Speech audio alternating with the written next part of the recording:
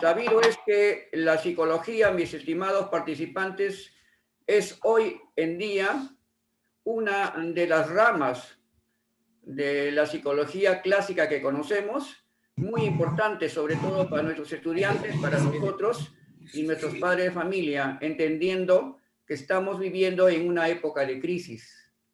La psicología en la educación tiene que ver con los problemas que estos tienen. Los problemas de aprendizaje que se detectan en las aulas de los colegios, escuelitas de inicial o de cualquier otra índole de la educación básica del Perú, están teniendo problemas hoy en día con los niños, los profesores, incluyendo los padres de familia. El agotamiento, el desgaste que estos tienen todos los días, por la ansiedad de querer salir y no poder. Las últimas indicaciones que nos ha dado el Ministerio de Educación es que probablemente a fin de este mes haya una subida en la segunda ola y luego puede ser que se dé una tercera ola. Esto quiere decir que, si bien es cierto, necesitamos salir, pero debemos hacerlo con prudencia. Pues bien, estos malestares que está trayendo a nuestros niños, a nuestros padres de familia que están haciendo el papel de profesor en sus casas, y a nosotros mismos que trabajamos todos los días de lunes a sábado, porque se incluye los sábados, también muchos profesores trabajan los sábados para realimentar, para hacer sus trabajos, están viviendo una crisis psicológica, mental, emocional, afectiva, y los chicos igualmente. Entonces, se hace muy importante conocer la psicología en la educación, que es el primer módulo. En la otra mitad del tiempo se va a utilizar para el segundo módulo, que tiene que ver con las teorías del aprendizaje. Sí, siguen entrando más personas. Tengo que dar pase a todos, ¿no? Muy bien. Muy bien. Permítame entonces compartir la primera diapositiva con ustedes, con el primer tema, la psicología en la educación. Por eso, dale duro, al mediodía ya te vas.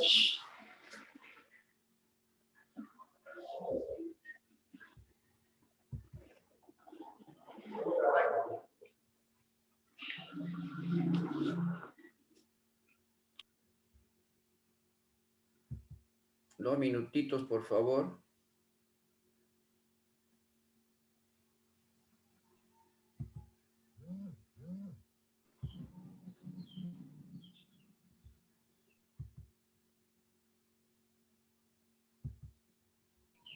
Solamente unos minutos para la diapositiva, que tenemos problemas, pero voy a minimizar.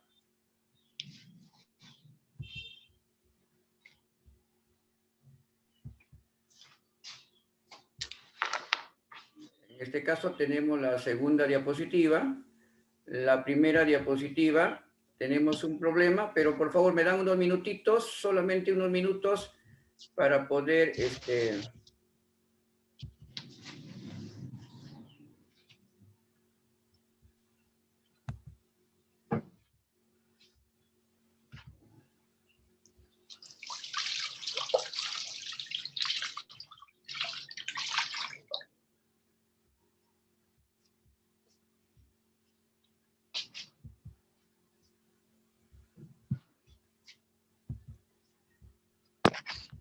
a ver, se ha presentado un pequeño problemita, pero les voy a pedir mucha atención.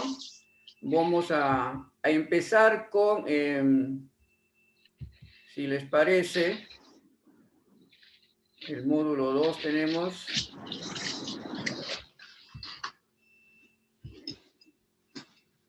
Vamos a ver.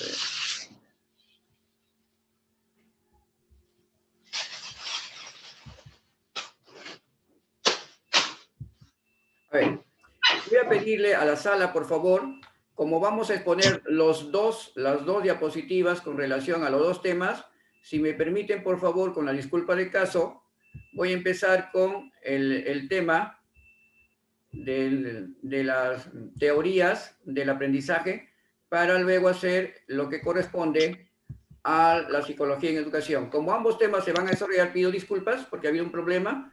Entonces, para no demorar más, voy a compartir con ustedes pantalla del módulo 2 para luego hacer el módulo en breve, el módulo 1. Entonces, voy a compartir pantalla con ustedes. Listo, ¿no?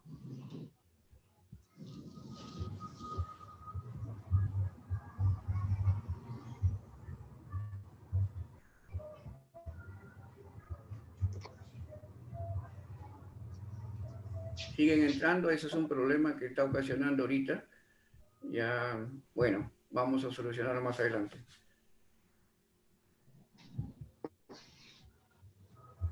Muy bien, señores de ISEDMIA, en la especialización Psicología Educativa Articulada al Currículo Nacional, vamos a desarrollar en estos momentos el módulo 2, Teoría de la Enseñanza en el Currículo Nacional. Pues bien, es importante señalarles que este módulo 2 corresponde a cuáles son las teorías más significativas que tienen que ver con la enseñanza a través del currículo nacional de la educación básica que tenemos hoy en día. Es importante para desarrollar las teorías de la enseñanza conocer a dos importantes teóricos de la enseñanza que ustedes ya conocen, y se refiere a Jean Piaget y a Lev Vygotsky.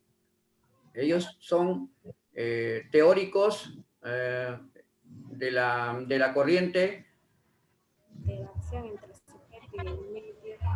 Por favor, quisiera que no hagan bulla, por favor. Son ellos de la corriente de la construcción del conocimiento, ¿sí? Por favor, Dios. Ya, ellos son los que tienen la teoría de la corriente de la construcción del conocimiento y la enseñanza. En este caso, estamos viendo dos teóricos importantes que tienen que ver con la teoría de la enseñanza. Ustedes recuerden que Jean Piaget, tanto Vygotsky y Jean Piaget tienen dos teorías parecidas. Jean Piaget habla del Ellos trabajaron con estas dos corrientes. A ver, por favor, en la sala. Ellos trabajaron las teorías de la enseñanza bajo dos planteamientos. Uno, el conocimiento como proceso de interacción entre el sujeto y el medio, o sea, entre el estudiante y el medio físico, en este caso biológico. De ahí que ellos, tanto Jean Piaget como Vygotsky, trabajaron simultáneamente, se puede decir, en diferentes épocas, pero trabajaron lo mismo a la vez con la teoría que hoy tenemos, que lo recoge el enfoque por competencias. Dentro de esto, Jean Piaget es de acuerdo al desarrollo humano. La diferencia es que Jean Piaget trabajó como Jean Piaget trabajó, como a ver si me dejan, por favor. Y Vygotsky trabajó lo que es sociocultural. Correcto, pero la diferencia, me gustaría que haya silencio en la sala, por favor. Si los dos trabajaron a la vez, reconocemos que la interacción del sujeto con el medio físico que lo rodea, que es el desarrollo de la persona en sus diferentes escalas que él ha diseñado, en sus 4 etapas muy importantes del sujeto, mientras que Vygotsky, ese proceso de interacción entre el sujeto y el medio lo hace de forma social y cultural. Quiere decir cómo el sujeto interacciona con los demás sujetos. En este caso, cómo interacciona el estudiante con los demás compañeros, con sus pares. El ser humano, por un lado, Piaget reconoce es un individuo biológico, mientras que Vygotsky, por otro lado, reconoce que el ser humano nace y es un individuo social. Quiere decir que no hay ningún sujeto, ningún individuo que al nacer no se relacione con los demás. Por otro lado, en el desarrollo del ser humano hay un proceso de socialización, ¿no? Como que se asemeja un poco a la teoría vygotskiana, pero sin embargo, el Vygotsky se relaciona eso como un proceso de diferenciación social. El proceso de socialización de Vygotsky, que señala Piaget, ¿no? Haciendo la semejanza con Vygotsky, es que dice que ese proceso de socialización se logra en el sujeto cuando esto está en la escuela o cuando está en su comunidad. Mientras que Vygotsky señala que el ser humano, sí es cierto, hay un proceso, pero de diferenciación. Hay diferentes tipos de individuos que se relacionan socialmente. La potencialidad para Piaget o del conocimiento del sujeto depende de la etapa de desarrollo en la que se encuentre. Ustedes saben que Piaget desarrolló 4 etapas muy importantes del ser humano, ¿no? Desde los 0 a 7 años, ¿no? De 0 a 5, de 5 a 7, de 12, hasta 12 años. En sus 4 etapas que señala Piaget, dice que en cada etapa le corresponde un desarrollo del conocimiento, o sea, su potencialidad cognitiva o cognitiva del sujeto diferente, ¿no? Y eso se conoce como 4 etapas de desarrollo del individuo. Y por su lado, Vygotsky señala que la potencialidad cognitiva del sujeto depende de la calidad de la interacción social. Como el sujeto se interacciona con los individuos, con sus pares, va a depender mucho del desarrollo de la zona de desarrollo potencial del sujeto. Recuerden que Vygotsky habla de la zona de desarrollo real, de la zona de desarrollo proximal y la zona de desarrollo potencial. Va a depender mucho del sujeto con quien se relacione, en este caso con el profesor en el aula, o con sujetos que puedan apoyarlo. Entonces, esto de nuevo, oh Dios mío, están entrando a la sala a cada momento y esto origina problemas. Bueno, decía que el sujeto cuando se desarrolla con aquellos que interrelaciona, hace que lo acerquen al conocimiento de desarrollo potencial. Mejor dicho, los sujetos necesitan a alguien que los guíe, ¿no? Un mediador que le ofrezca conocimientos diferenciados y que esto le ayude a desarrollar. No pueden ser sujetos de un mismo tipo por eso habla de la diferenciación social. No pueden ser sujetos, por ejemplo, a ver, pongamos el ejemplo. Todos los niños de primer grado se reúnen, ¿no? Y entre ellos todos tienen el mismo, digamos, nivel de desarrollo cognitivo. ¿Qué podrían aprender uno de los otros? No pueden. Tiene que haber un sujeto que esté por encima un poco más y le pueda dar conocimiento para que él pueda almacenar y desarrollar su zona de desarrollo potencial, porque de lo contrario, no se estaría logrando el avance del desarrollo educativo en este caso del individuo. Siempre se necesita alguien que conozca un poco más para que lo acerque al conocimiento y ésta puede desarrollar su zona de desarrollo potencial. El ser humano, al nacer, se encuentra en un estado de desorganización que deberá ir organizando a lo largo de las etapas de desarrollo de su vida. Es lo que sostiene Piaget, ¿no? Dice que el sujeto se organiza en la medida que avanzan las 4 etapas de desarrollo que él describe, ¿no? Mientras que Vygotsky, por su lado, dice que el ser humano al nacer tiene una percepción organizada, puesto que está dotado para dirigirla a estímulos humanos y para establecer interacciones sociales. El sujeto, entonces, en los estímulos que reciba de sus compañeros, hace que esas interacciones sociales desarrolle la percepción que él tiene del conocimiento nuevo. Esto es cuando se le acerca a la zona de desarrollo potencial. Por otro lado, tenemos que una de las teorías más importantes que tiene el ser humano es, en este caso, la teoría cognitivista o la teoría del conocimiento, ¿no? Esta es la que estudia los cambios en la manera de pensar. Es uno de los recursos importantes, ¿no? Y quizás es uno de los que mejor se ha investigado, ¿no? En las personas adultas sobre todo, ¿no? Los recursos cognitivos que se utilizan en este caso abarcan un conjunto de subprocesos y solo una observación bien diferenciada puede aclarar los fenómenos de su desarrollo. ¿Qué quiere decir? Los procesos cognitivos se reciben a través del cerebro humano, ¿no?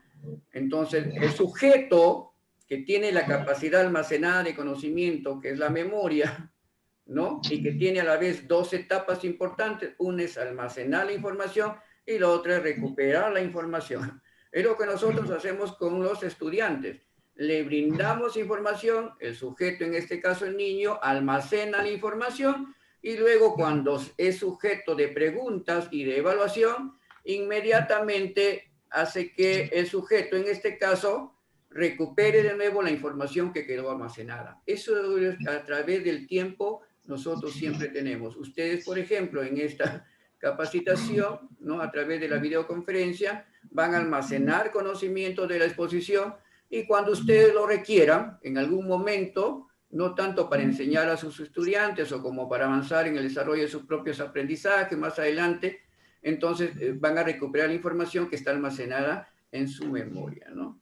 Por otro lado, también el sujeto percibe lo que está alrededor suyo, ¿no? Ese proceso constructivo, ¿no? Del conocimiento es en el cual los sujetos organizamos a través de nuestros sentidos los diferentes estímulos, tanto internos y externos que tengamos.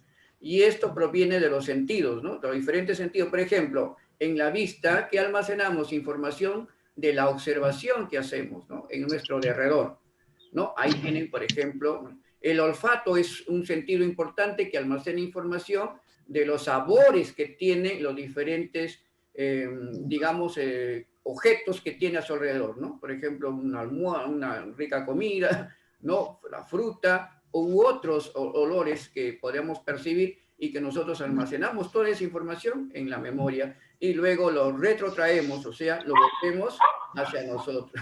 Por eso los sujetos no almacenan en su memoria, y no perciben a través de los sentidos, no están en capacidad de conocer. El conocimiento, queridos colegas, se adquiere a través de la percepción, a través de la memoria que es almacenada y luego se recupera. Y hagamos una pregunta muy sencilla. Si ustedes nunca han percibido, ni han conocido, ni han saboreado un ejemplo, una pizza en su vida, ¿no? Y cuando lo presenten alguna vez y le digan qué es una pizza, usted no puede decir nada. Primero, porque no lo conoce, y segundo, si le pidieran cómo es, diría de repente que la pizza es un animal, de repente es un objeto, ¿no? Y que no es una comida, porque no lo conoce, porque no lo tiene almacenado en su memoria. Los sujetos almacenamos constantemente información todos los días. Y la capacidad de la recuperación de la información es la forma como almacenemos la información, porque puede ser también una mala información, entonces no nos permite almacenar suficiente información, por lo tanto no podemos recuperarla de algo que no tenemos. Y ahí la importancia que tiene el profesor, el docente, para brindar información fidedigna o información clara, para que el estudiante no se sienta con la incapacidad de recuperar una información que no le sirve. Y eso es lo que puede pasar muchas de las veces, colegas, cuando nuestros estudiantes quieren recuperar su información en las pruebas. De repente, la clase no ha sido tan explícita, de tal manera que los estudiantes no han copiado o no han almacenado información, de tal manera que cuando la evocan, cuando lo recuperan para una prueba, ¿no? Lo que estudian no es la que va a satisfacer la respuesta. Entonces, nuestros estudiantes están por caminos equivocados. Ellos han estudiado mucho, creen que han almacenado mucha información a través de la recuperación, ¿no? Han memorizado cantidad de información, pero esa información no les sirve porque es una información errática. Entonces, miren la importancia que necesitan los procesos cognitivos del sujeto que pueda almacenar información fidedigna. Otra de los procesos cognitivos es la atención. En este caso, la observación es una parte importante que permite tomar conciencia de lo que está ocurriendo en nuestro entorno. Cuando nosotros, los niños, los sacamos al campo, por ejemplo, para que observen plantas, para que observen de repente los ecosistemas de un río, de una laguna o de un huerto de nuestra propia escuela, entonces lo que estamos pidiendo al estudiante es que capte toda esa información y nos lo dé. Por eso es importante que los chicos cuando salen al campo salgan con una guía de observación. La guía de observación va a hacer que los chicos llenen información y luego la devuelvan cuando se preguntan en sus aulas. Es muy importante que los chicos, cuando observan, lo hagan tomando conciencia de lo que está ocurriendo en alrededor, para que ellos puedan tener la facilidad de poder responder al medio ambiente que los rodea. Un ejemplo, alguien me decía, profesor, yo trabajo en una zona muy agreste, y yo quería enseñar a los niños de cuarto de primaria, quería enseñar el semáforo y las luces del semáforo, qué significa. Y el director me dijo que era imposible porque ellos nunca iban a tener semáforo. Es más, en su pueblo no hay calles que estén atendidas con semáforos porque ellos, su pueblito es muy perdido. Entonces, me impidió que yo haga la clase sobre el semáforo, la importancia de la seguridad vial. Entonces le dije que está equivocado, porque los niños necesitan esa información, porque en algún momento van a salir a la ciudad, sus padres los van a llevar, los van a migrar. Entonces miren ustedes lo que está ocurriendo ahí, que un niño no aprenda las cosas que existen en otra realidad. Claro, lo importante que en el enfoque por competencia que hoy tenemos, y aquí quiero detener, lo importante es que el sujeto aprenda de su realidad, ¿correcto? Su realidad es lo primero, pero también otras realidades, porque el sujeto no va a estar todo el tiempo en su pueblo. Él también necesita ir a otros lugares. Entonces, si no almacena información, queridos colegas, si no procesa, no procesa esa información, que lo puede tener de primera mano de los profesores, entonces, ¿qué le vamos a pedir al niño cuando vaya a otra realidad y sienta que es un minusválido porque no conoce ni los colores que representa un semáforo, en este caso del ejemplo? Otro de los procesos cognitivos es el lenguaje. El lenguaje, ustedes saben que fue estudiado mucho por Lev Vygotsky, ¿no? Vygotsky. Inclusive su teoría está enfocada en el lenguaje. El lenguaje permite la expresión y comunicación de los pensamientos. El sujeto, para que pueda indicar o devolver la información que ha observado, necesita una parte importante que tenemos todos, a diferencia de los animales, que es el lenguaje, la expresión, expresar lo que hemos visto, lo que vemos, lo que sentimos. Los sentidos de la percepción, la atención, necesitan ser evocados a través de este vehículo importante que es el lenguaje. Entonces, el lenguaje es el vehículo para poder comunicar lo que sentimos, lo que apreciamos, lo que observamos, lo que a cada día está pasando a nuestro alrededor. Si no, no pudiéramos informar qué es lo que nos sucede, ¿no? Por ejemplo, en los pequeñitos que recién nacen, los padres de familia se desesperan cuando tienen un dolor, ¿verdad? Porque no pueden comunicar.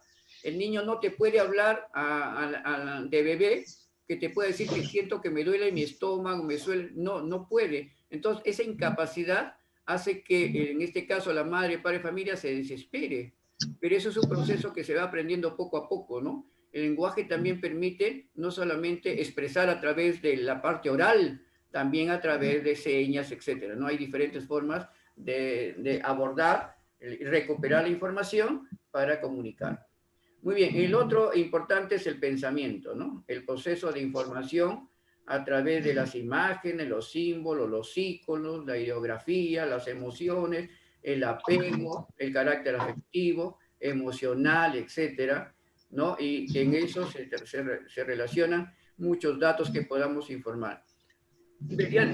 Mediante el pensamiento, el sujeto procesa información de lo que está observando. Mediante el pensamiento, el sujeto comienza todo lo que percibe lo transforma en imágenes. Cuando nosotros estamos en nuestra tranquilidad antes de dormir o parte del día, si es que no estamos ocupados, generalmente el pensamiento es el que transforma. Todo lo que tenemos lo está transformando a través de imágenes que están en nuestro cerebro, en nuestra memoria, y se va almacenando. Este proceso de información que tienen los sujetos, los individuos, de almacenar imágenes y sonidos, símbolos, etcétera, ideas que tengamos en nuestro alrededor, va a ser importante también y forma parte del proceso cognitivo. Muy bien. Dentro de la teoría cognitivista y sus características tenemos que las condiciones ambientales forman parte de facilitar el aprendizaje. Ahí tenemos ¿a quién? ¿A Piaget o a Vygotsky? Tenemos a Vygotsky. Él habla del ambiente, de la socialización, de la interacción con los sujetos. ¿Sí? Las explicaciones, ejemplos demostrativos se consideran como instrumentos para guiar el aprendizaje, correcto. Por eso es importante hacer nuestras sesiones de aprendizaje a través de ejemplos, ¿no? Demostrar lo que se dice con la palabra a través de los ejemplos. Es importante que esos instrumentos puedan guiar el aprendizaje. Aquí puede utilizarse, por ejemplo, mapas conceptuales, mapas mentales, mapas, cuadros sinópticos, etcétera. Hay variedad de técnicas de aprendizaje, ¿no? Que podemos nosotros enseñar.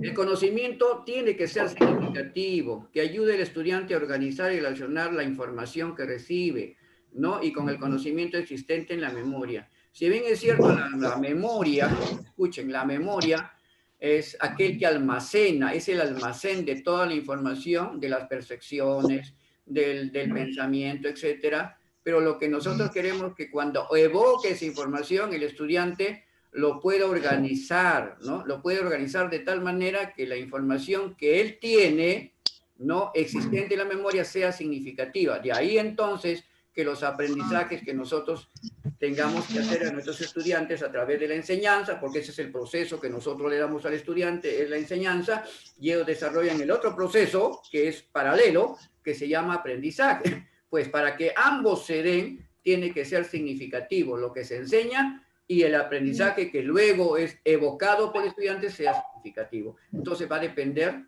de nosotros hacia ellos y de ellos hacia nosotros, dependiendo de la capacidad de almacenamiento que tenga, dependiendo también de la organización que tenga, dependiendo de todas las estrategias que le hayamos dado para que almacenen esa información y pueda ser útil cuando luego la devuelvan. Muy bien. Otras características que en este caso la instrucción, en este caso la educación debe ser efectiva, debe basarse en las estructuras mentales o esquemas que tiene el estudiante. El estudiante tiene diferentes estructuras mentales, por ejemplo, una de ellas es la memoria, el pensamiento, la percepción, etcétera, que acabamos de verlo. La información debe organizarse de tal manera que los estudiantes sean capaces de conectar la información nueva que reciben con el conocimiento preexistente de forma significativa. Eso es lo que acabamos de hacer en la anterior diapositiva. La retroalimentación, queridos colegas, que tanto ustedes están todos los días participando con los estudiantes. La retroalimentación es una parte importante de la teoría, ¿no? Es la que ayuda a las conexiones mentales cuando el sujeto no ha completado la información o la información que la tiene es vaga, ¿no? Para que esta información no se vuelva inútil, vana, que no sirve, basura, la información tiene que ser rica, ¿no? Expectante, que despierte significatividad en los estudiantes, como acabamos de hacer. Lo que se espera es que la retroalimentación cumple ese papel que de alguna manera no lo ha hecho durante la exposición o durante el desarrollo de la clase. Por ejemplo, lo que ustedes están haciendo, si bien es cierto, el programa Aprendo en Casa del Ministerio de Educación ayuda bastante a los estudiantes, pero ellos, si no son retroalimentados, ¿no?, con la información que usted lo ha sintetizado, de tal manera que le pueda ser significativo al estudiante, es un papel importante que todos los docentes están cumpliendo, ¿no? Todos los docentes hoy en día se dedican estrictamente a retroalimentar. Retroalimentar es una palabra muy sencillita, es devolver lo que falta, ¿sí? Yo le debía a mi estudiante, debía haberle dado esto, pero me faltó, pues, o de repente no me entendieron bien. Entonces lo que yo voy a hacer es devolverle aquello que no le di. O aquello que le di, pero no estuvo bien. Le tengo que devolver, ¿no?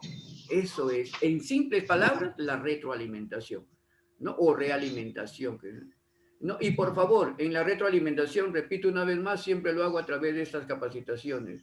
La retroalimentación no es para hacer que nuestros estudiantes se sientan mal en su autoestima, porque generalmente cuando se retroalimenta es porque el estudiante le falta, ¿no? ¿Verdad? Es aquel que carece, no entendió, etc. Decir, por ejemplo, ojo, esto está prohibido totalmente, en que un buen profesor diga, por favor, nos vamos a quedar 5 minutos más porque la mayoría no ha entendido, ¿no? Entonces, ¿qué quiere decir eso? Otra palabra que no se puede decir. Miren, Juanito, Carlos, María y se van a quedar porque ellos no han entendido. Los demás pueden salir porque sí han entendido. Eso es lastimar la autoestima del estudiante. Le está diciendo en buen sentido que hay unos que son más inteligentes y otros más, digamos, entre paréntesis, brutos. Porque le está diciendo, no, la realimentación es para todos y todas. ¿Sí? Todos y todas los estudiantes, ¿no? Porque eso de decir, no, se quedan solamente la mitad porque el resto no han entendido. Este grupo se queda, este grupo no se queda. ¿Y por qué se queda el grupo? Ah, porque no entendieron. Así no le diga, se quedan porque van a... No, ya, está sobreentendido que el que sale se va alegre porque dice, ve, yo saqué buena nota o yo estoy muy bien, y los que se ha quedado tienen problemas. Por favor, colega, la realimentación es para todos y todas. Y no se trata de repetir lo mismo, de repetir la clase, sino que la realimentación tiene que ser más rica, más sustanciosa, ¿no? En aquellos puntos que quedaron flacos, que usted entiende. Otra pregunta, ¿la retroalimentación lo tiene que hacer porque el estudiante lo pide o porque yo lo tengo que hacer?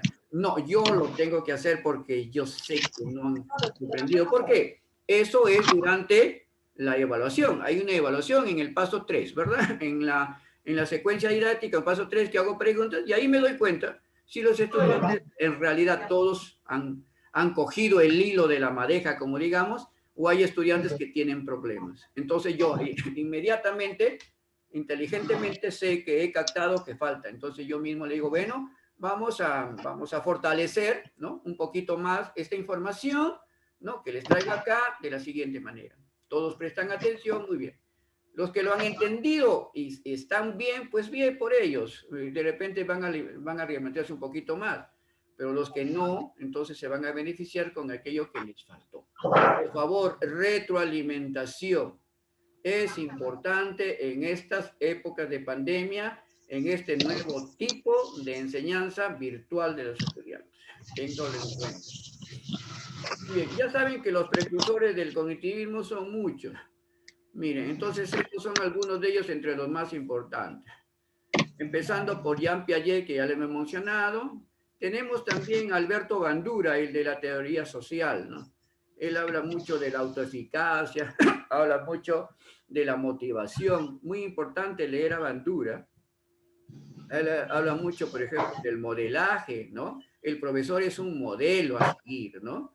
También lo son en la televisión, en el cine, pues, ¿no? También están ahí. Ellos también son modelos a seguir. Pero ojalá que los modelos que nosotros sigamos sean los adecuados, ¿no? Un ejemplo de ellos, no quiero ser malo para los futbolistas, fue el señor Diego Armando Maradona. En un tiempo era un dios, un ídolo, digamos dios entre comillas, ¿no? Un ídolo, pero luego se fue al vacío por meterse con drogas, un ídolo de barro. Generalmente los ídolos se hacen de aquellos que ya fallecieron. No sé si eso es verdad o no, no me disgusta tampoco. La cuestión es que aquellos que ya pasaron a mejor vida o a otra vida, ¿no? Ya no pueden hacer más daño, o sea, no pueden transformarse, no pueden cambiar. De ahí que los nombres de las promociones se cogen de aquellos que ya han fallecido, que han sido importantes en el mundo, en su país, en su comunidad, ¿no? Es mejor porque ellos ya están lejos de cometer errores. Pero no quiere decir que también hay gente que es muy honesta y se puede hacer, ¿no? Muy bien, Alberto Bardúa trabaja mucho la teoría social, hay que leerlo él. Bueno, Jerome Brunner, ya saben, el aprendizaje por descubrimiento, ¿no? El estudiante logra mejores aprendizajes cuando él descubre cómo lo ha hecho. La mejor alegría, el mejor triunfo que puede este estudiante no es darle una medalla, no es darle un diploma. ¿Saben dónde está lo rico, lo sustancioso de un estudiante que se siente fortalecido por lo que aprende? Cuando él siente que lo descubre. Véanle la carita al niño cuando arma sus piezas, ¿sí? Véanla, enfóquenlo. En los niños se ve mucho más. En el niñito que a la justa está armando su rompecabecita de 4 o 5 piezas, vean la alegría que siente cuando lo arma todo. Vean la alegría que siente cuando su muñeca o su muñeca, dependiendo, o su robot, ¿no? Lo desarma, lo arma hasta que logra, de repente le sacó la cabeza, le sacó un brazo y luego quiere colocarlo. Usted va a ver el bebé que quiere ingresar. Y cuando introduzca, por ejemplo, el bracito del muñeco, la muñeca en la parte que le pone, así sea la pierna en el brazo, el brazo en la pierna, porque no va a distinguir, es muy bebé, se van a dar cuenta la carita que siente, ¿no? La alegría, el júbilo, él se ríe, ¿no? Retosa de alegría. ¿Por qué? Porque ese es el aprendizaje por descubrimiento. Él descubre por sí solo. Lo que se hace es facilitar el aprendizaje. Entonces, Jerome Brunner hay que leerlo también sobre el aprendizaje significativo, lo importante que es. Y bueno, nuestro amigo Roberto Gagné, uno de los primeros teóricos, ¿se acuerdan? De la teoría conductista, pero Roberto Gagné se ha reinventado, por si acaso. Ahí hay las nuevas teorías de Roberto Gagné, por si acaso. El neoconductismo no ha dejado de ser. Seguimos enseñando, ¿eh? No me digan ustedes que no enseñamos fórmulas. En matemática, química, física se sigue enseñando fórmulas por la memorización. La memorización forma parte del aprendizaje significativo, por si acaso. Y lo recomienda el mismo David Ausberg. David Ausberg también recomienda el aprendizaje memorístico. No quiere decir que el aprendizaje sea para todo, pero sirve, pues. Si no, ¿cómo aprendemos las tablas de multiplicar? A propósito, ¿Por qué tenemos que aprender 12 por 12? Nada más. Y cuando es 12 por 13 nos quedamos boquiabiertos porque no sabemos. Bueno, no sé quién inventó eso del 12 por 12. Pero lo importante es que muchas de las fórmulas, por ejemplo en química, etcétera, se necesita la memorización.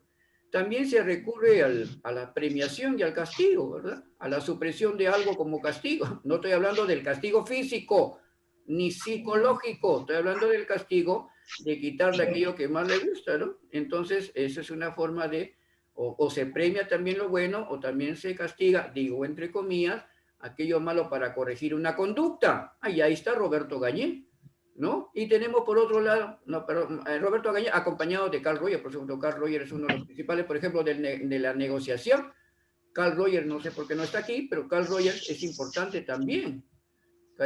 Nosotros lo utilizamos muchas veces. Lo malo es que cuando lo utilizamos demasiado, se transforma y en algún momento forma parte de la ¿cómo se llama? De la extorsión del estudiante. Extorsión entre comillas, de nuevo digo, que suena fuerte, ¿no?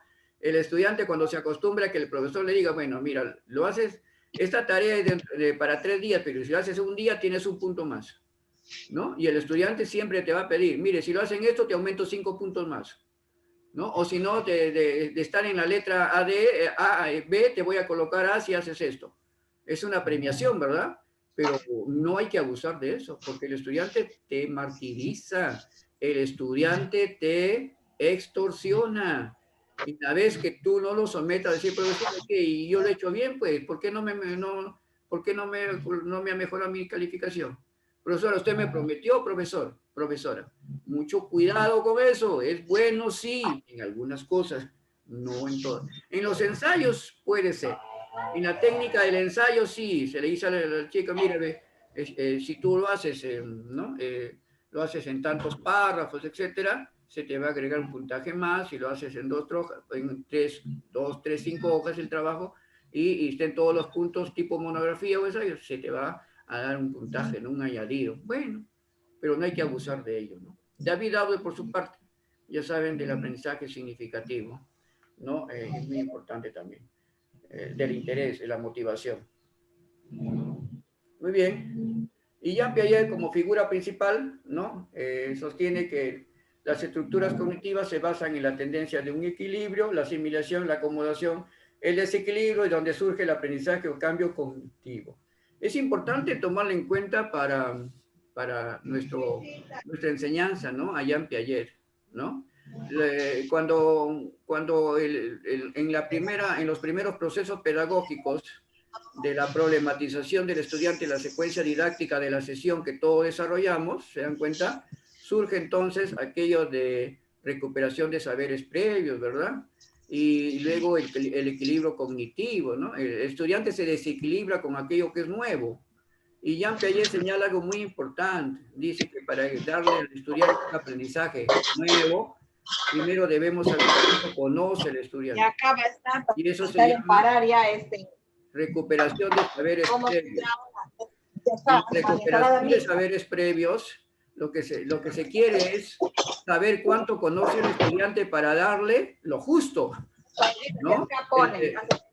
La recuperación de saberes previos no está hecho por las puras.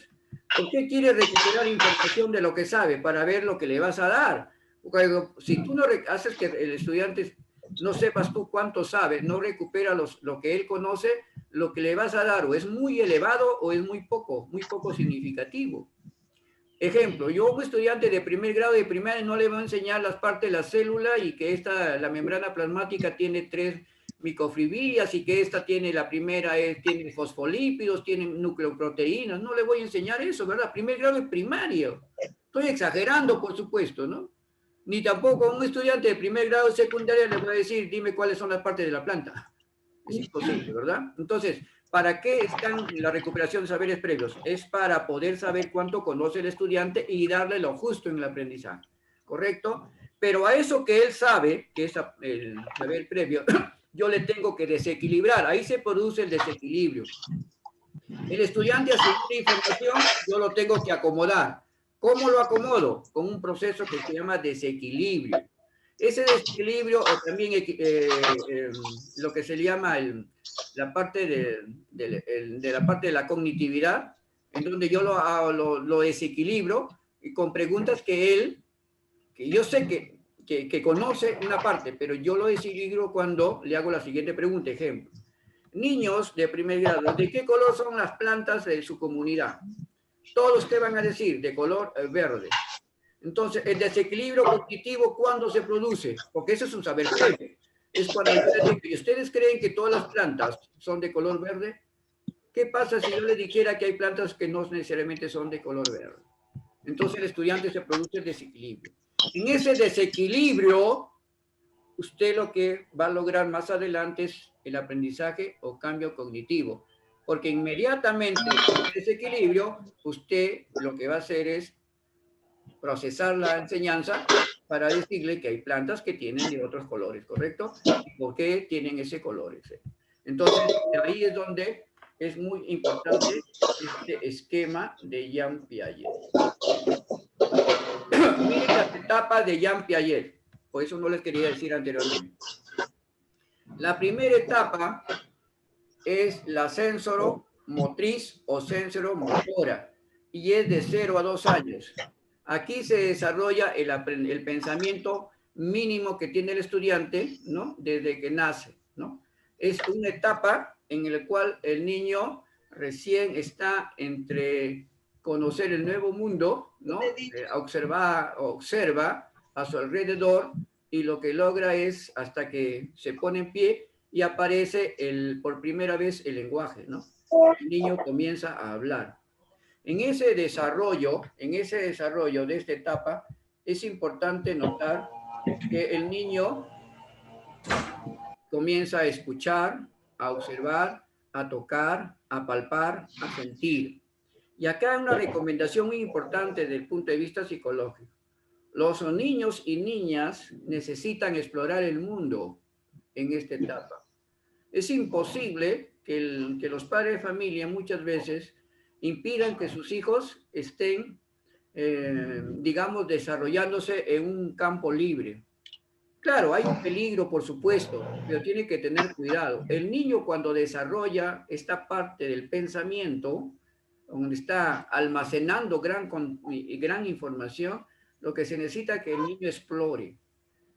Hay algunos estudios japoneses, por ejemplo, que señalan que la matemática, la física u otras partes, que a veces, algunas áreas que los estudiantes lo aborrecen, odian, ¿no? Muchos dicen odio la matemática, de repente en la sala muchos de ustedes, no, la matemática no va conmigo, es porque de repente no desarrollaron esta parte, ¿no? La etapa sensoromotriz es para que el estudiante pueda, déjelo que el estudiante se desplace, que el niño se desplace. El niño tiene que desplazarse y cuando se desplaza toca, ¿verdad? Y toca, y se está desplazando distancias. ¿Qué está conociendo ahí? Dimensiones, queridos colegas. Y cuando toca y palpa entre sus manos las cosas que se le dan, está logrando almacenar información del tipo de objetos que hay. El rugoso, el liso, lo palpa. En ese tocar, en ese observar, en ese escuchar. Los sonidos comienza a grabárselo y comienza, porque saben que ya hemos visto cómo se almacena la información. El niño almacena un montón de información, ¿no? Ese almacenaje luego lo va a proyectar más adelante cuando la pregunta. Y hay muchos que se preguntan, ¿por qué mi niño ha salido un capo en matemática? Y si ustedes recuerdan, de repente el niño pues se desplazó por todas las áreas de su sala, bien cuidado por supuesto los enchufes, etcétera.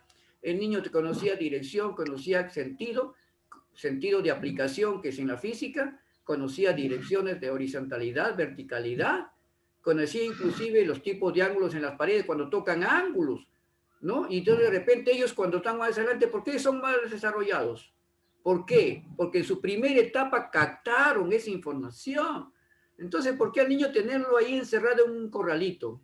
¿Por qué agarrar al niño y ponerle en un canguro?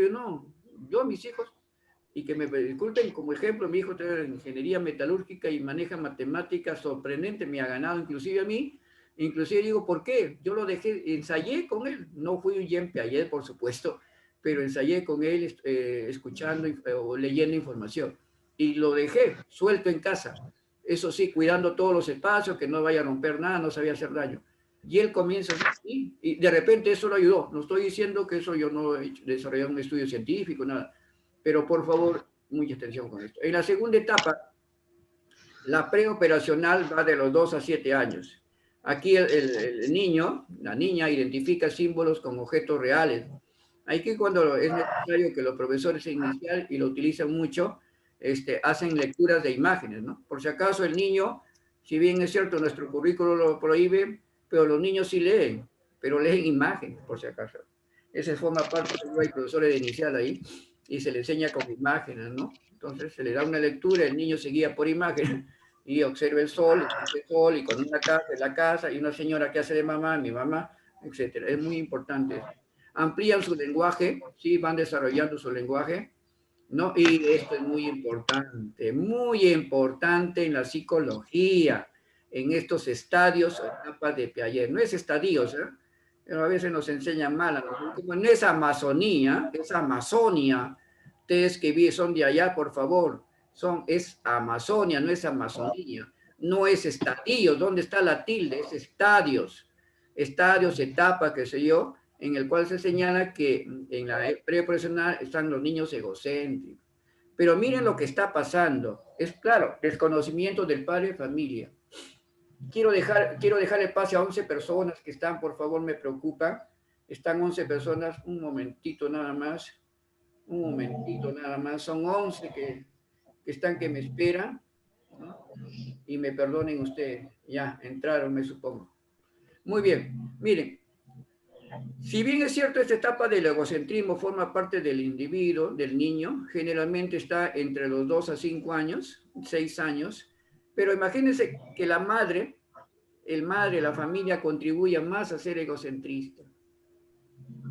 Al niño se le dice, por favor, tu juguete no lo compartas con nadie, es tuyo, no le preste, pero ni a tu primo. Imagínense ustedes que tus colores en el aula, a ningún compañerito o compañerita que te pide le preste, que compre si quiere su mamá. Miren ustedes, si es la época en que queremos desaparecer el egocentrismo, el ego que se quiere en esta etapa más fregada, entre comillas, del estudiante, por favor, si me escuchan. En esta etapa donde el niño ocurre todo, es malévolo, es un niño que, digo malévolo, no es que lo sea porque por pleo, pero si bien, el niño es egocéntrico y encima le enseñamos a que sea más egocéntrico. ¿Saben por qué? Porque le decimos, no cojas eso porque no le prestes esto a nadie porque es tuyo. Este carrito es para ti, si lo dañas no te voy a comprar otro. Deberíamos dar charlas a los padres de familia y madres de familia para que se rompa esto. Justamente lo que se debía hacer es al revés.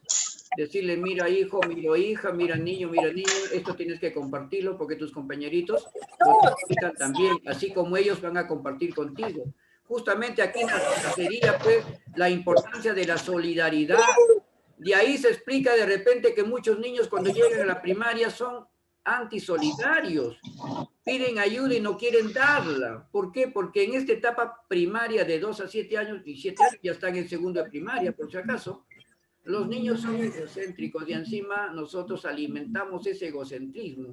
Y si no hacemos que el niño desaprende el egocentrismo, más adelante lo va a cultivar y de repente pues ya en etapa mayor tenemos a los orgullosos, a los egoístas, a los que no comparten sus cosas, a los que no tienen de repente calidad humana, no sienten en estos momentos de pandemia a nadie. Muy importante conocer esta etapa del egocentrismo. Ahora sí, pasemos a la etapa 3, las operaciones concretas. Aquí, de 7 a 11 años, acá se termina la primaria prácticamente, ¿no? Acá el niño ya comienza a resolver problemas concretos de la vida real, aprende a clasificar, aprende a... ¿Cómo puedo para que te vea? Silencio. Sí, te escucho.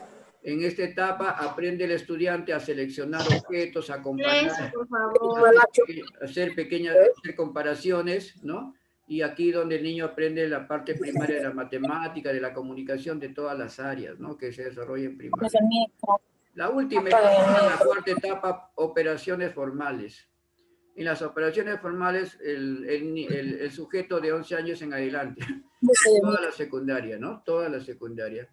le gusta mucho la ciencia, el descubrimiento, ¿no? Le gusta mucho la tecnología, hoy más que nunca que estamos con esta época de la digitalidad, de la parte virtual, de la computación, las TIC, etc. Se preocupa por la identidad, ¿no? Acá construye su yo personal. Aquí es cuando construye su yo personal y su proyecto de la vida. Aquí es porque aquí aparece la adolescencia, ¿no? La pubertad, la adolescencia y parte del ingreso a la juventud. Es muy importante trabajar con los niños y niñas. La parte emocional es muy importante. Si bien es cierto, se formó en la segunda etapa, ¿no? Y sigue desarrollándose en la tercera etapa, pero la cuarta etapa sale a fluir aquello que en la primera o segunda etapa no se construyó. Por eso es importante, queridos colegas, recomendar a los padres de familia en la etapa primaria de la niñez, en la edad de 0 a 2 años, de 2 a 4 años, a 5 años, la educación inicial muy importante. Aquí donde se forman las emociones, recuerden ustedes, y se los digo, en el hogar está la figura paternal y maternal, ¿no? La maternal es la que se ocupa de la parte de las emociones, es el apego, ¿no? El cariño, el amor. Aquí es donde se desarrolla toda la parte afectiva, por favor, lo cumple la madre y tiene su rol. Claro, el padre tiene que cumplir, pero el padre lo cumple en la seguridad, ¿no? En la seguridad, el sostén. Al padre se le ve como el que le va a brindar mucha seguridad al niño, a la niña. Cumple su rol, ¿no? Pero hay muchos hogares en los cuales ahorita ya no son nucleares, no tienen papá y mamá e hijo, entonces son monoparentales, como digo yo. Esta nueva clasificación, no solamente en el Perú, en el mundo, es donde hay hogares que solamente es compartido por una figura. Es monoparental porque o es una mujer que hace el papel de papá y mamá o es el hombre que hace el papel de papá y mamá. Es muy importante. Entonces, mis queridos colegas, en la parte efectiva, hoy más que nunca afecta a esta etapa importante de la pandemia, ¿no? Los niños necesitan, el apego se desarrolla también en la segunda etapa, ¿no? Desde la primera, por supuesto, cuando cae en los brazos de la madre, se va desarrollando más en la etapa preoperacional. El apego, que ese es el cariño, ¿no? Que siente. Por eso los niños, cuando no desarrollan el apego, ¿saben dónde lo pueden ver ustedes? Seguro, y me van a seguro hacer algún comentario. Es que cuando los niños ingresan por primera vez, es aquel niño que va y corre a abrazar a su miss, a su profesora o a su profesor, ¿no? Corre y lo abraza, apenas lo ve, abraza y corre. ¿Sabe por qué? Porque ha desarrollado muy bien el apego, la afectividad. Lean mucho a Winnicott, lean mucho a Wolby, que son expertos en el apego, ¿no? También hay otros autores que también han desarrollado el apego. Entonces es muy importante ver eso, ¿no? En que hoy necesitan los niños el apego, el amor, el cariño, se sienten solos, no pueden salir y seguro que en casa debe haber problemas, ¿no? Y dependiendo del tipo de hogar, peor todavía. Muy bien, estas son las 4 etapas muy importantes de Jean Piaget, ¿no? Y que hemos compartido con ustedes. Veamos ahora. Voy a admitir a todos porque están que entran.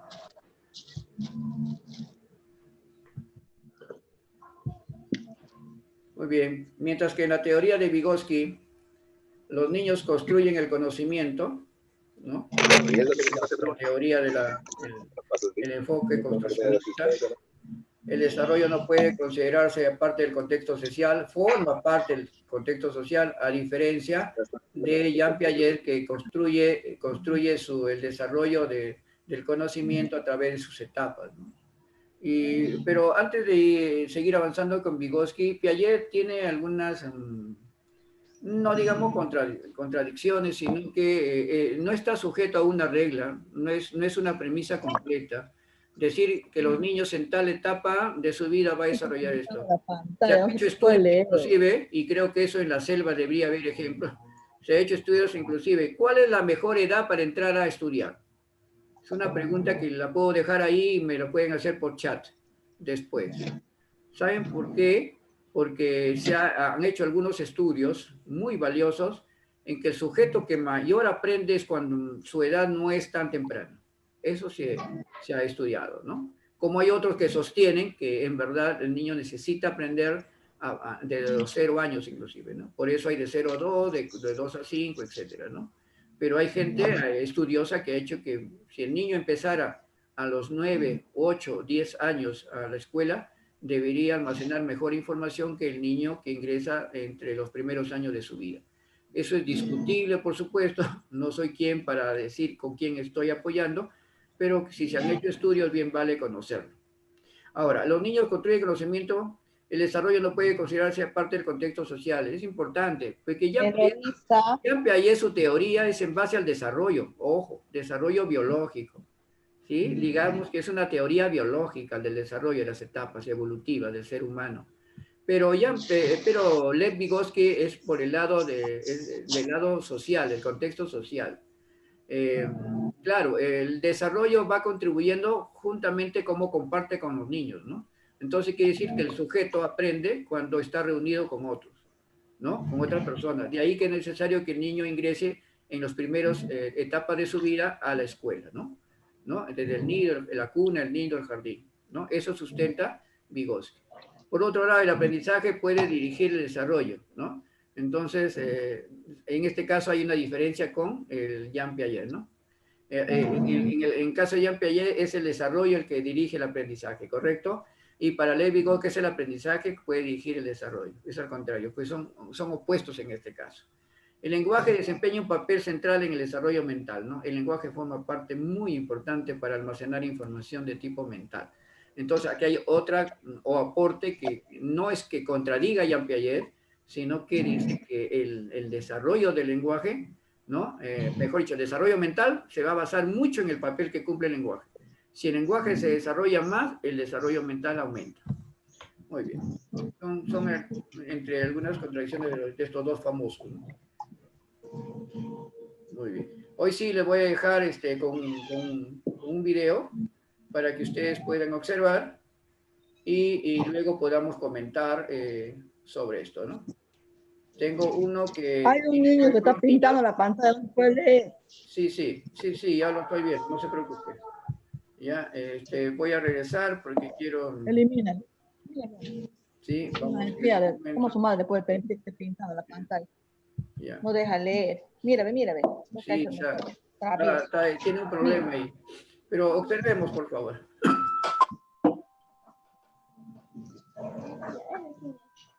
Yo cada vez aumenta la... Mezcla de acá, que está caliente. Pon la mitad, aunque sea. Pon la mitad en ese vaso, la mitad para Luis, y aumenta el frío. Aumenta el caliente. Por favor, apaguen sus micros. Apaguen su audio. Las teorías curriculares son un tema fundamental en el quehacer de la formación docente. Pero, ¿qué es el currículum? El currículum es un concepto que tiene una tradición tan extensa que terminaríamos por hablar muchos asuntos en este vídeo. Pero acotemos que el currículum regularmente, cuando nosotros pensamos en el currículum, pensamos en documentación, papelerías, archivos. Por tanto, nuestra idea central es simplemente quedar completamente enmarañados en un montón de papeles. Pero, ¿cómo entender el currículum? El currículum, dice el profesor Francisco Beltrán Llevador, que debe ser entendido más como un proceso que como... porque en términos de proceso nos permitirá reflexionar sobre toda la serie de agentes de decisión curricular y de personas que intervienen en él, además de las instancias de ello. El currículum es un concepto que inicia en 1633 en la Universidad de Glasgow para aludir el plan de estudio. Precisamente por ello es que tradicionalmente aludimos currículum con plan de estudio. Pero nuestra idea, apalancados en un autor como José Jimeno Sacristán, es entender el currículum como una selección cultural de contenidos, además de los aportes de Laura. ¿De quién será ahí pintada la pantalla? Esta selección cultural de contenidos, es decir, todos esos conocimientos para nuestros estudiantes, se ha desarrollado fundamentalmente en 4 etapas. La etapa del 50, del 75, del 75 al 90, desde 1990 hasta la actualidad. Veamos, de momento, una a una de ellas de manera muy rápida. La primera etapa, que pudiéramos entenderla como los modelos de planificación racional, fue desarrollada por Franklin Covey. Vamos a comer pollo frito con su ensalada mixta. Entendieron el currículum como un Van a hacer su arroz, para generar estrategias. La cosa, Los Estados Unidos de Norteamérica, entonces, en el primer periodo del siglo XX, desarrollaron un proyecto de convertirse en una potencia industrial. Mañana voy a hacer tanto el seco. impacto de entender la efectividad del quehacer industrial que trasladaron esas nociones al quehacer de la escuela, configurando todo un ejercicio de eficacia y eficiencia en el quehacer escolar, en el ciudadano que tenía ya muy definido. Esa traslación de las nociones de industria a la escuela terminaron entendiendo al maestro como un obrero y al estudiante como el producto. Esto es, el currículum como objetivo o como selección y estructuración de objetivos. La segunda etapa, los proyectos que te pongas porque eso. Yo agarro Schwab y a Steinhaus, que incluyeron al quehacer del profesor como un agente de cambio, término fundamental para el quehacer de reflexionar cómo nosotros los docentes hacemos parte de todo un esquema de selección del conocimiento. Para poder entender un poco más esto, refiramos los niveles de objetivación. Es decir, siendo un objeto puede ser entendido en determinados. Se objetiva.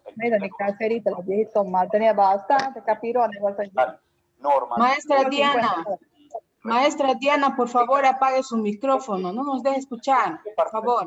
Debe ser seleccionado. Un segundo es el currículum presentado, esto es los libros de texto, en donde el editor, junto con la ayuda de los autores, pueden presentarnos trozos de conocimiento y seleccionar qué partes son relevantes para un proceso de enseñanza, de cualquiera de las áreas de conocimiento. El currículum moldeado es el quehacer de los maestros y de los escolares para seleccionar y ordenar el currículum que operará y que se entregará a los estudiantes. El currículum en acción es la labor docente por excelencia, es donde nosotros desarrollamos todo el ejercicio de entrega del conocimiento a nuestros estudiantes, es decir, esos paquetes de información, esos paquetes de conocimiento que entregaremos en ese ejercicio de enseñanza-aprendizaje. El currículum realizado podríamos entenderlo como todo el quehacer que recibe el estudiante y que por últimas termina convirtiéndose en ello. Y finalmente, el currículum evaluado, que tiene que ver con todos esos procesos de conocimiento de qué recibió el estudiante y qué en realidad fue lo que aprovechó de ese proceso de aprendizaje. Aludimos al profesor José Gimeno Sacristán como uno de los autores, entre otros muchos, que ha desarrollado estas nociones del currículum como práctica, como proceso. Ya para la tercera etapa, acotamos a otros dos autores, el profesor Pañar y a Michael Apple, quienes han trabajado el currículum como campo de estudio y el currículum como toma de conciencia crítica, esto es, toda la reconceptualización y la teoría crítica. La teoría crítica o las teorías críticas del currículum lo que nos han llevado es a introducir en la reflexión curricular nociones como ideología, como hegemonía, capitalismo, emancipación y alienación, esto es, los desarrollos después de la Escuela de Frankfurt que posibilitaron un ejercicio de entender cómo la sociedad aliena o emancipa y cómo la educación puede ser un ejercicio precisamente de liberación, de emancipación del quehacer de los ciudadanos a propósito del quehacer escolar. Uno de los ejemplos que ayudaron a desarrollar las teorías críticas, entre otros muchos, pero hoy por asuntos de tiempo hablaremos solamente de esto, es el currículum oculto, que alude que aparte de un currículum que es oficial y que además sabemos que existe una parte de esos conocimientos que no se ven, es el currículum oculto. Pudiéramos referir como autores que desarrollan esto el profesor Philip Jackson y al profesor Surso Torres en España. El currículum oculto ha sido una teoría que ha venido desarrollándose tratando de mostrarnos que tras bambalinas existen un montón de intencionalidades de prácticas escolares que nos entregan determinados conocimientos. La tercera etapa, cuarta mejor, pudiéramos referir que son las teorías poscríticas del currículum. Estas introducen unas nociones muy fundamentales para el quehacer de la reflexión curricular, que son la identidad, el género, la subjetividad y las teorías del lenguaje. Aquí básicamente referiremos que las nociones como posmodernismo, postestructuralismo y los estudios culturales ayudaron a profundizar aún más en todo este ejercicio de reflexión sobre el quehacer de las teorías críticas, posibilitando el desarrollo de las relaciones de género y feminismo. Todo lo que tiene que ver con las narrativas étnicas, raciales, la preocupación precisamente por la etnia y cómo en los ejercicios escolares se transmiten todo un despliegue de nociones, tanto de género como de etnia como tal. Las teorías que aluden a las nociones queer en el currículum tienen una reflexión, una profundización desde esos reclamos y esos quehaceres de la discusión del género en la contemporaneidad y en el quehacer escolar. Finalmente, para este elemento de las teorías poscríticas tendremos al poscolonialismo y el currículum, que son las reflexiones precisamente de cómo la escuela y todo el aparataje escolar debe reflexionar, no solamente retrotrayendo lo que le viene de fuera, sino simplemente lo que le llega. Ya para ir terminando, hablaremos básicamente de el texto Espacios de Identidad, en el cual nos hemos apoyado mucho para desarrollar esta breve presentación. Además de reflexionar históricamente lo que ha acontecido con el quehacer curricular, el profesor Tomás Tadeu da Silva nos refiere que el currículum es un espacio de identidad, es una carta en la cual nosotros seleccionamos un documento, una serie de conocimientos, y esos conocimientos terminan siendo lo que nosotros somos. Para pensar en el currículum, pensemos en todos esos paquetes de conocimiento que nos fueron entregados a lo largo de nuestro profesional y escolar. Nosotros somos lo que el currículum hizo de nosotros. Muchas gracias. Muy bien. Vamos avanzando y ahora sí, articulado al currículo actual. Hay de nuevo personas que están por entrar, realmente los voy a dejar pasar porque ya esta es la última parte también, para no tener interrupciones, ¿sí? Todo lo que ha hablado el expositor sobre el currículo, debemos tener en cuenta que forma parte de lo que tenemos hoy en día en nuestro Currículo Nacional de Educación Básica, ¿no?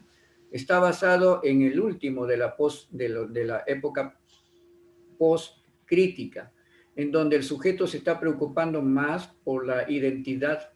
Y nosotros tenemos un gran problema hoy en día en el Perú y en otros países, pero sobre todo en el Perú, la identidad de género. Entonces ahí como que ha chocado un poco en las personas, ¿no? Todavía en nuestro país no se puede reconocer, ¿no? De que cada sujeto o individuo por sí solo es, digamos así, responsable de cómo se identifica, ¿no? Entonces es un gran problema que yo no me quiero meter en estos momentos porque sería largo y tendido, un tema muy controversial, ¿no? Pero estamos en la época poscrítica, pues, ¿no? Y habló de la identidad y del género. En el postmodernismo, el postconstructivismo, y estamos en la época en que debemos identificarnos más con las personas. Estamos en la época en pandemia de la solidaridad y se ha visto muy, muy cerca que hay muchas personas que no han cultivado esa parte importante de la empatía, ponerse en el lugar del otro, la pobreza, y la solidaridad, el apoyo, ¿no? Entonces, como que eso está ocasionando problemas. Muestro nuestro perfil y al conocer tenemos 11 perfiles y que esto se desarrolla a lo largo de la vida del estudiante, desde que ingresa a la escuela hasta que sale, ¿no? Y están comprendidas todas las áreas, ¿no? Y muchas de ellas más están comprendidas en el personal social y en las ciencias sociales, pero el resto se articula con nosotros, ¿no? Esto es forma para poder, digamos, estrechar el vínculo con la exposición de la persona de la Universidad de Alicante en España sobre el currículum. Nos habló mucho de un currículum oculto y eso sobre todo en las etnias, en las aldeas de la selva, desarrollan un currículo oculto que nosotros no conocemos, pero que ellos sí lo manejan bien. El profesor debe entender ese currículo, ¿no? Son aquellas enseñanzas sobre sus costumbres, sobre su ideología, sobre su forma de, inclusive en la medicina, cómo ellos se abastecen de su medicina tradicional, su folclore, su vernáculo, Eso debemos entenderlo nosotros, ¿no? La hechicería, inclusive en algunos lugares se da. Entonces, todo eso debemos tener en cuenta, porque nuestros estudiantes son hijos justamente de sus familias de las etnias, ¿no? Entonces, es importante conocer esto y manejarlo, ¿sí? Para no tener problemas. Muy bien. El currículo en sí busca lo siguiente para una buena enseñanza, ¿no? En las aulas. Se obtiene, ¿quién es el principal? El profesor. ¿Qué utilizamos el profesor? ¿Qué utilizamos nosotros como profesores? La motivación, parte importante, y es un proceso pedagógico de la secuencia didáctica, ¿no? La motivación, hacer que el estudiante muestre interés por lo que enseñamos, ¿no? Se deben establecer reglas. ¿Cuáles son las reglas? Estas son las normas de convivencia, ¿no? Las tutorías personalizadas, hoy más que nunca, se debe brindar apoyo a cada uno de los estudiantes. Ustedes seguro lo están haciendo, ¿no? Si bien es cierto, hay una tutoría grupal, pero también hay la individual. Hoy se tiene que hacer en forma personalizada. Hay estudiantes que, por ejemplo, hoy en día no tienen un medio, ¿no? Para poder comunicarse, ¿no? No tienen el celular para poder utilizar el WhatsApp. No tienen ni la radio ni la televisión. Entonces, en esos lugares, como un profesor me dijo en otra exposición, en Napo me dijo, profesor, por ejemplo, no, yo tengo que ir hacia las casitas, las que viven lejos, ¿no? Y tengo que desplazarme para poder enseñarles, porque ellos no tienen señal de internet, no tienen nada. Entonces, miren ustedes, hay otros profesores, por ejemplo, que han hecho uso, con el apoyo de las autoridades, de comprarle una radio, y les han regalado una radio a los niños para que puedan desarrollar su clase. Muy bien. Qué importante el papel del profesor hoy en día, ¿no? La educación debe ser reflexiva. Hoy más que nunca debemos reflexionar. Por ejemplo, ya se anunció que la mayoría o todos los estudiantes van a pasar de grado, pero siempre y cuando hayan tenido participación durante el desarrollo de esta pandemia, ¿no? Entonces, ya se están dando algunas normas, algunos indicadores para poder evaluar a los estudiantes y que pasen, ¿no? La gran mayoría van a pasar de grado, pero hay una cuestión que están señalando también, que en el mes de febrero y marzo se va a trabajar intensamente en la recuperación, ¿eh? Por favor, tener en cuenta, mis estimados participantes, se va a hacer una recuperación, ya comunicarán a las escuelas, a los colegios, a los directores, a través de las UGELs, ¿no? Porque en febrero y marzo no va a haber descanso para el profesor. Probablemente nos pasemos en recuperación. Es importante también los juegos, etcétera, ¿no? Y el conocer al estudiante creo que es prioritario. Si usted quiere planificar su clase, ¿no? Lo primero que tiene que hacer es conocer al estudiante.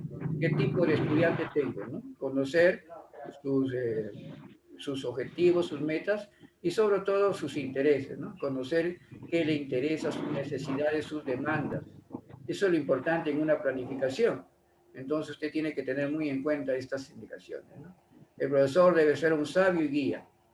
Sabio no porque conozca bastante, no sabio para poder señalar el camino al estudiante, ¿no? Hacia lo que se quiere, ¿no? Sobre lo poco que sabe, enseñarle para que eso se fortalezca, ¿no? Y guía, porque nosotros somos guía. Nosotros somos modelo, como dice Alberto Bandura, ¿no? Nosotros somos modelaje, y lo que nosotros hagamos, los niños lo hacen.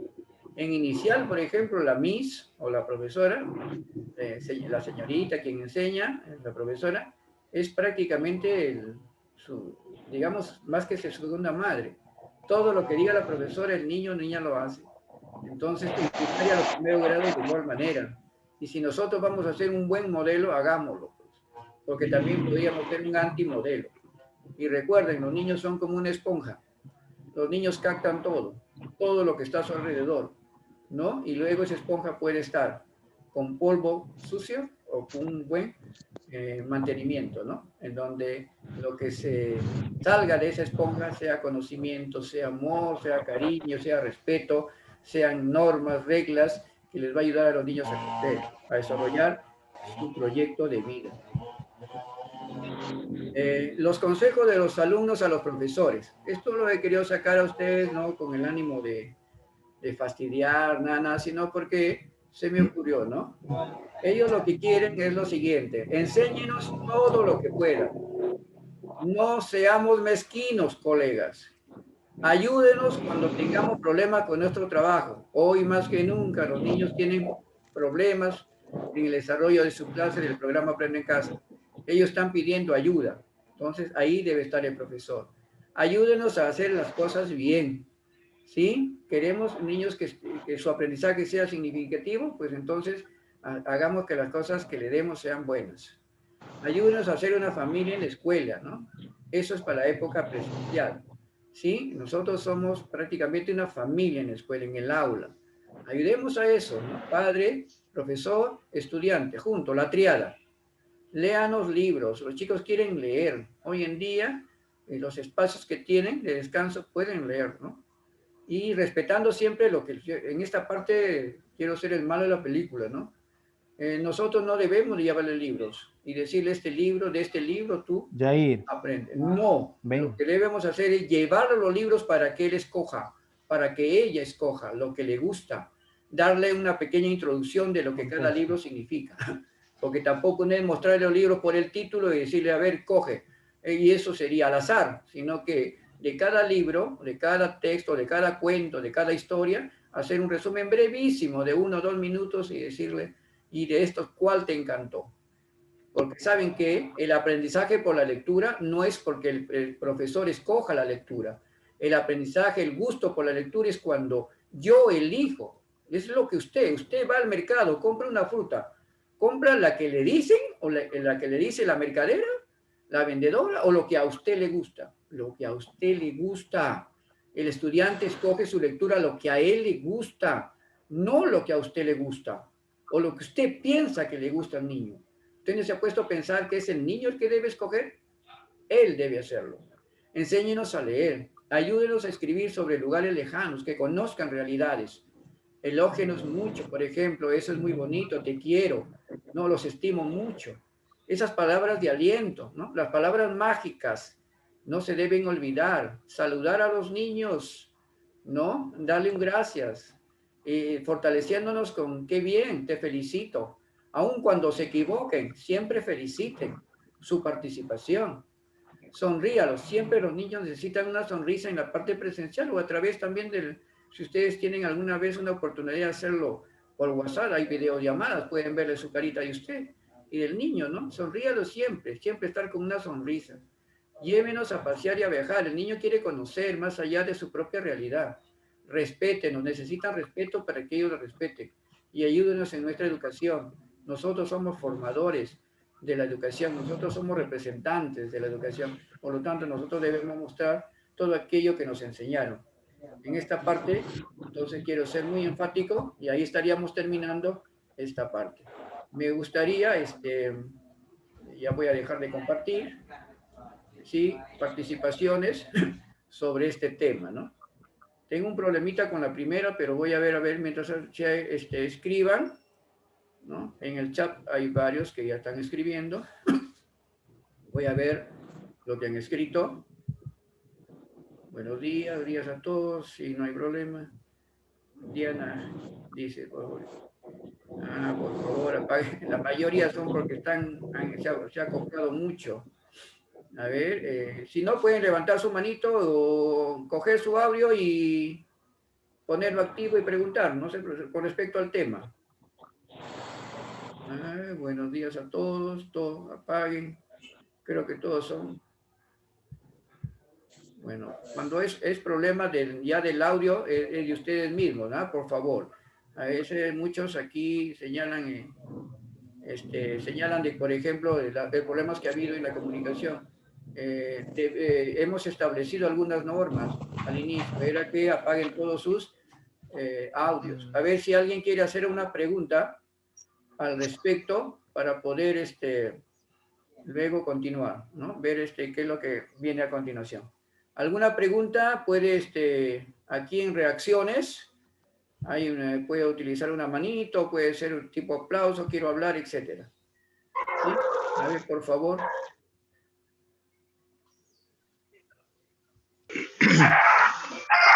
Profesor, buenos días. Le habla Richard Guevara. Muy bien, Richard, te escucho. Profesor, yo tengo una pregunta. No me ha quedado muy claro por el tema de las bullas que están haciendo, ¿no? Claro. Digamos, la teoría un poco de de Piaget, ¿cuál es la diferencia en realidad que tiene que ver la teoría cognitiva de Piaget y los pasos, digamos, ¿no? Los pasos de Vygotsky? Porque cada uno tiene sus propias características, ¿no? Claro, Entonces, yo quisiera saber de manera puntual cuáles son, digamos, para que el estudiante pueda llegar a un mayor aprendizaje, no sé, a un aprendizaje más significativo, pues, ¿no? correcto. Entonces, Correcto. eso quisiera saber, profesor. Muy bien, Richard. Mira, hay muchas diferencias y también semejanzas, ¿no? La semejanza es que mediante las dos teorías se puede lograr el conocimiento, ¿correcto? Porque si no, no estarían estos dos señores en la teoría cognitivista, ¿no? En primer lugar, la diferencia está en la forma en que Piaget se aboca en que el sujeto aprende de acuerdo al desarrollo de su propia etapa biológica, evolutiva. O sea, de 0 a 2 años, tales aprendizajes de desarrollo. De 2 a 7 años, tal, y de 7 a 11 años, y de 11 hacia adelante. ¿Me entiendes? Los conocimientos. Claro, cómo se desarrolla el aprendizaje, cómo lo aprende. Mientras que Jean Piaget dice que los sujetos, si bien es cierto, se desarrollan, tampoco es contradecir, porque recuerden ustedes que Jean Piaget es del año 60, 64, etcétera, que hicieron su teoría. Mientras que Lev Vygotsky, saben que vivió poco, 32 años en Rusia, y él desarrolló hasta 32 años, hasta el año 40, 32, y ahí terminó. O sea, pero si queremos hacer diferencias es que el uno desarrolla sus aprendizajes, el conocimiento desarrollado a través de las etapas. En tal etapa, tales desenvolvimiento del conocimiento debe desarrollar el sujeto. Mientras que ya Vygotsky dice que está sujeto a la interacción que tenga con los demás. O sea, esa interacción social. Mientras que Piaget dice, no, solamente el sujeto, de acuerdo a cómo avance en su desarrollo, ¿no? Él va digamos, redundando la palabra, va a desarrollar ciertos aprendizajes, ciertas conductas. Mientras que Vygotsky dice, no le interesa tanto el desarrollo biológico, a él le interesa la interacción que tenga con los sujetos. ¿Sí? Esa interacción, por ejemplo, los niños, desde que nacen, tienen que estar compartiendo con los demás. Su interacción es social, ¿no? Y aboca sobre todo el desarrollo del lenguaje. Él tiene toda una teoría, un enfoque del lenguaje. Los sujetos se desarrollan a medida que desarrollan su lenguaje. Mientras que Piaget sí dice que los sujetos es de acuerdo a la etapa evolutiva de su desarrollo. O sea, en tal edad, tales indicadores debe tener el sujeto, ¿no? Ahí está la gran diferencia. Pero ambos, cuando se relacionan, ambos que, si bien es cierto, el desarrollo de la persona ayuda al aprendizaje, el otro dice que el desarrollo de las interacciones sociales ayuda al sujeto. Mientras más interacciones tengan, el sujeto aprende más.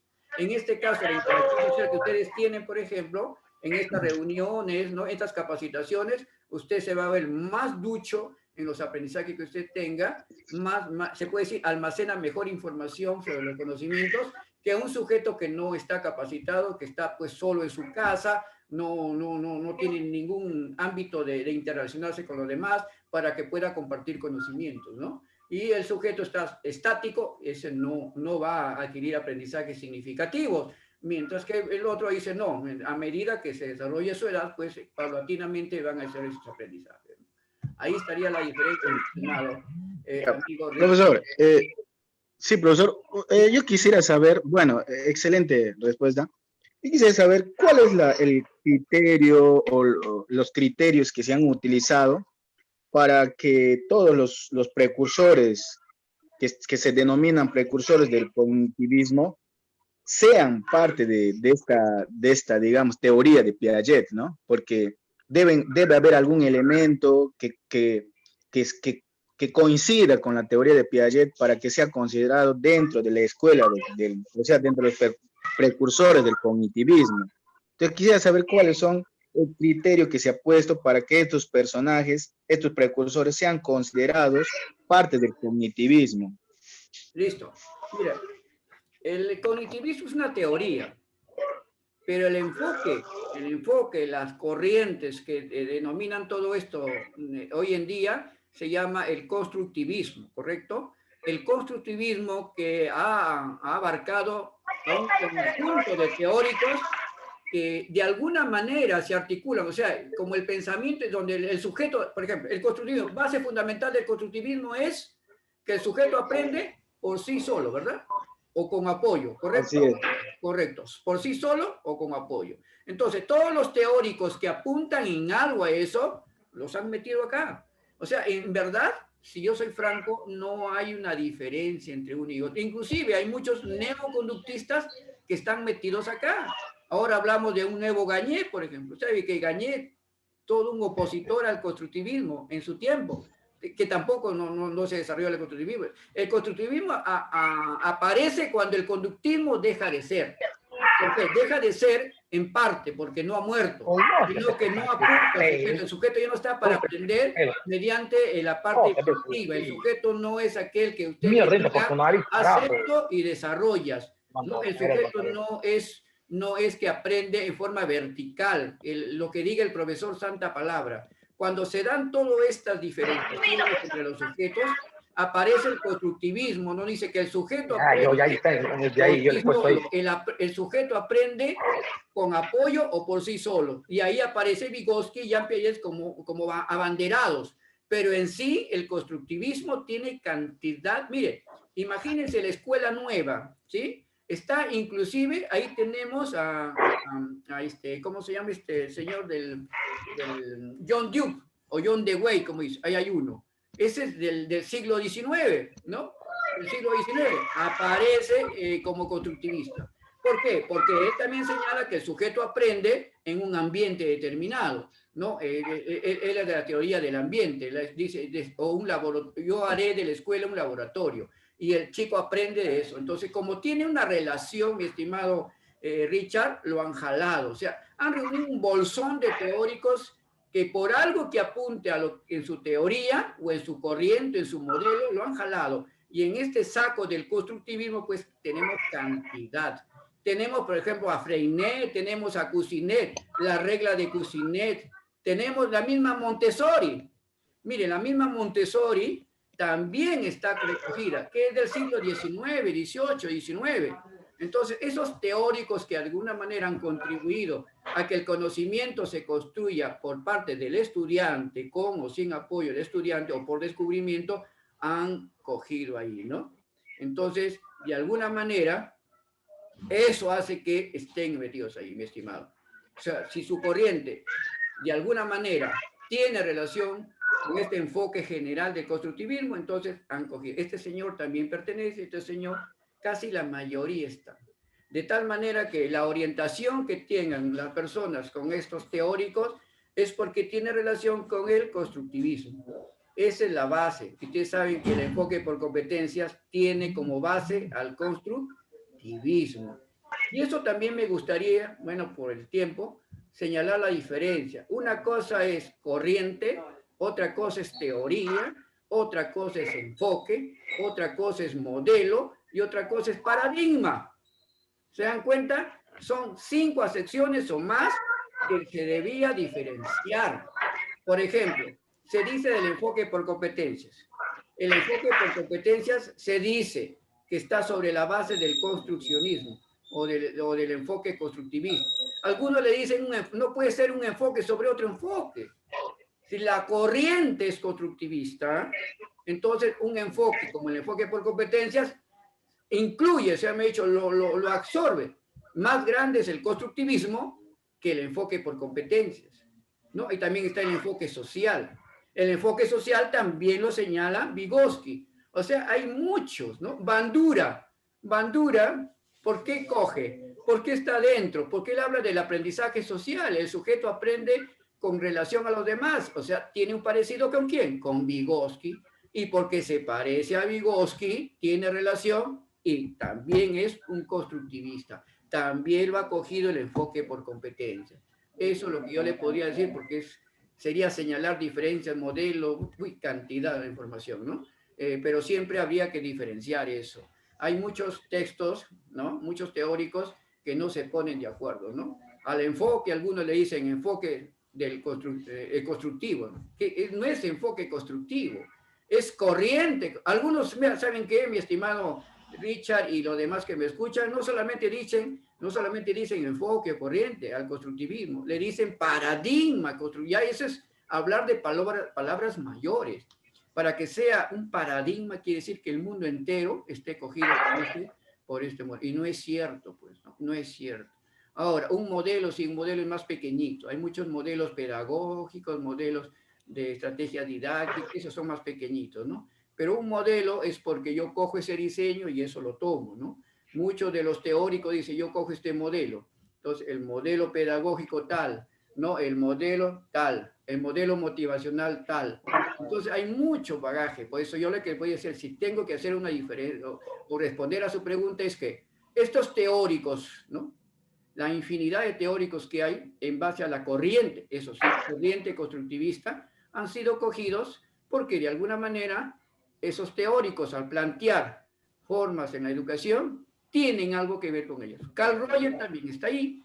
¿Por qué a Carl Rogers lo cogen? Porque Carl Rogers, en su teoría sobre la compensación, ¿no? Sobre el negocianismo o negocio en el aprendizaje, forma parte de que los estudiantes puedan lograr aprendizajes significativos, entonces lo han cogido, ¿no? Pero también tiene sus bemoles, como le decía, ¿no? No todo es negociación. Es como decir, a ver, en el aula, ¿saben qué? Vamos a ver, si me hacen la tarea en 5 minutos, ya, nos vamos al recreo.